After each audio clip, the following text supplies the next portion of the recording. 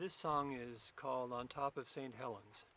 It's sung to the tune of On Top of Old Smoky, and it was written by somebody in Washington State. We think it was a teacher in the Edmonds School District around right after the eruption of Mount Saint Helens in 1980.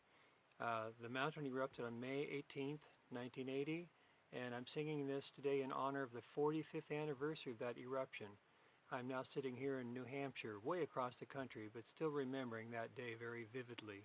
I was living in a town of Snohomish, Washington, about 90 miles due north of Mount St. Helens, and when the mountain erupted and the whole area just boomed, you could hear it everywhere. I got a ladder and climbed up to the roof of my house and watched the plume of ash going up from the mountain 90 miles away. And this is a song, like I say, that we think a teacher in Edmonds came up with to the tune of On Top of Old Smoky. And we started singing this with our students. And this one and another song that you might find here on YouTube that I also recorded at Mount St. Helens a couple of years later. Anyway, this is On Top of St. Helens. On